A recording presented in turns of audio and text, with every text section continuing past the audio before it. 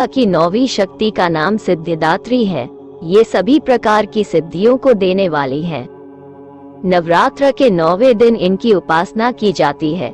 मान्यता है कि इस दिन शास्त्रीय विधि विधान और पूर्ण निष्ठा के साथ साधना करने वाले साधक को सभी सिद्धियों की प्राप्ति हो जाती है। इस देवी के दाहिनी तरफ नीचे वाले हाथ में चक्र, ऊपर वाले हाथ में गदा तथा बाईं तरफ के नीचे वाले हाथ में शंख और ऊपर वाले हाथ में कमल का पुष्प है। इनका वाहन सिंह है और यह कमल पुष्प पर भी आसीन होती है। नवरात्र में यह अंतिम देवी है। हिमाचल के नंदा पर्वत पर इनका प्रसिद्ध तीर्थ है। माना जाता है कि इनकी पूजा करने से बाकी देवियों की उपासना भी स्वर्ण हो जाती है। ये देवी सर्व सिद्धियां प्रदान करने वाली देवी है। उपासक या भक्त पर इनकी कृपा से कठिन कार्य भी आसानी से संभव हो जाते हैं। अनिमा, महिमा, गरिमा, लघिमा, प्राप्ति, प्राकाम्य, ईशित्व और वशित्व आदि सिद्धियां होती हैं।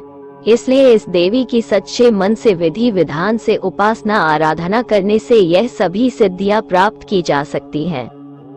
कहते हैं भगवान शिव ने भी इस देवी की कृपा से ये तमाम सिद्धियां प्राप्त की थी। इस देवी की कृपा से ही शिव जी का आधा शरीर देवी का हुआ था। इसी कारण शिव अर्धनारीश्वर नाम से प्रसिद्ध हुए।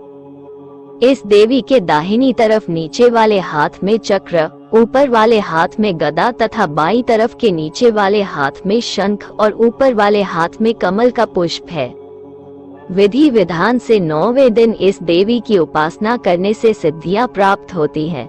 इनकी साधना करने से लौकिक और परलौकिक सभी प्रकार की कामनाओं की पूर्ति हो जाती है।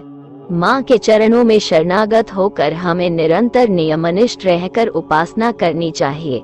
इस देवी का स्मरण, ध्यान, पूजन हमें इस संसार की असारता का बोध कराते हैं और अमृत पद की ओर ले जाते हैं। सिद्धिदात्री का मंत्र: सिद्ध गंधर्व यक्षाद्यैर सुरैरमरैरपि सेव्यमाना सदा भूयात् सिद्धिदा सिद्धिदायिनी।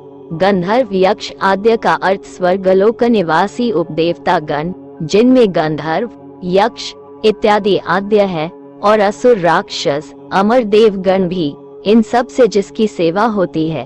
और सिद्ध गंधर्व यज्ञज्ञैर सुरैरमरैरपि, यह पाठ भेद भी दिखता है। यज्ञ वह जो यज्ञों के विधान आदि जानता हो। सिद्धिदात्री भगवती का 9वां रूप सिद्धिदात्री है। ये ज्ञान अथवा बोध का प्रतीक है, जिसे जन्म जन्मांतर की साधना से पाया जा सकता है। इसे प्राप्त कर साधक परम सिद्ध हो जाता है, इसलिए इसे सिद्धिदात्री कहा है।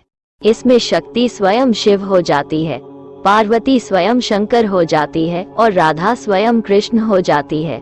आत्मा अर्थात जीवात्मा अपने परम स्थिति में परमात्मा हो जाती है। शक्ति, पार्वती, राधा व जीवात्मा एक है। शिव, शंकर, कृष्ण व परमात्मा एक है। भगवान अर्धनारीश्वर है, सब उनमें ही ओतप्रोत है। सब कुछ वो है, अलग कोई नहीं। दुर्गा का 9वां रूप सिद्धिदात्री है, जिसे नारायणी शतावरी कहते हैं। ये बल, बुद्धि एवं विवेक के लिए उपयोगी है। कई प्रसिद्ध कथाएं देवी सिद्धिदात्री के इर्द गिर्द घूमती है, जो देवी सिद्धिदात्री के साथ दुर्गा सप्तदशी के बारे में है।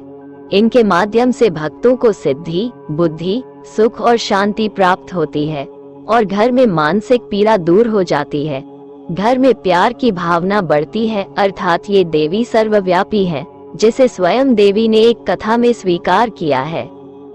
शुंभ के साथ युद्ध में वह कहती है कि मेरे सिवा इस दुनिया में और कोई नहीं है। देखो, ये सारे मेरे ही व्यक्तित्व के हिस्से हैं, इसलिए वह मुझ में प्रवेश कर रहे हैं। इस तरह ब्राह्मणी आदि सभी देवी देवता अंबिका देवी के शरीर में समा गए। उस समय केवल अंबिका देवी ही बची थी।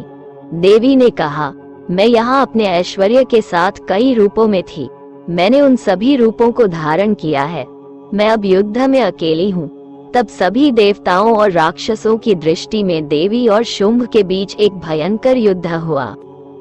ऋषि कहते हैं, तब सभी राक्षसों के राजा शुंभ को अपनी ओर आते देख देवी ने त्रिशूल से उनकी छाती को भेद दिया और उसे पृथ्वी पर गिरा दिया। जब दानव अपने त्रिशूल की धार से घायल हो गया, तब उसका जीवन उड़ गया और वह गिर गया जिससे भूमि, समुद्र, द्वीप, पहाड़ और पूरी पृथ्वी सहित सब कुछ हिल गया। फिर जब दैत्य का वध हुआ तब सारा संसार सुखी और पूर्ण रूप से स्वस्थ हो गया और आकाश स्वच्छ दिखाई देने लगा। इसके बाद मेघ और उल्का जो विनाश के सूचक थे सब शांत हो गए और जब दानव मारा गया तो नदियां भी सही ढंग से बहने लगी। देवी आदिशक्ति दुर्गा के इस 9वें विग्रह को सिद्धिदात्री के रूप में जाना जाता है और इसे इस सारी दुनिया में पूजा जाता है। ऐसा माना जाता है कि नवरात्रि के 9वें दिन स्तुति और देवी सिद्धिदात्री की पूजा की जाती है। वह दुनिया भर में मनुष्यों, देवताओं, राक्षसों और गंधर्व द्वारा पूजित है। उनकी पूजा करने से 8 सिद्धियों की नवनिधि प्राप्त करने के मार्ग खुलते हैं। भक्तों को चाहिए कि वह पूरी श्रद्धा के साथ उनकी पूजा करें और अपने परिवार के उत्थान के लिए सभी पूजा नियमों का पालन करें। पूजा के नियम पहले जैसे ही रहेंगे, जिसमें पूर्ण पवित्रता को ध्यान में रखते हुए संयम और ब्रह्मचर्य भी जरूरी है। नवमी के दिन मां सिद्धिदात्री की पूजा की जाती है। यह नवरात्रि का आखिरी दिन है। इस दिन इस देवी की पूजा की जाती है और उन्हें विदाई दी जाती है। सबसे पहले भक्त को पवित्र होना चाहिए और स्वच्छ वस्त्र धारण करना चाहिए। इसके बाद उन्हें देवी के चित्र या मूर्ति को एक आसन पर स्थापित करना चाहिए।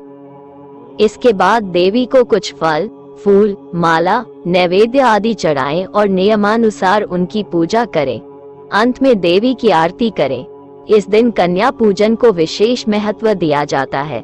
कन्याओं को अपने घर आमंत्रित करें और उनकी पूजा करें और उन्हें कुछ उपहार दें।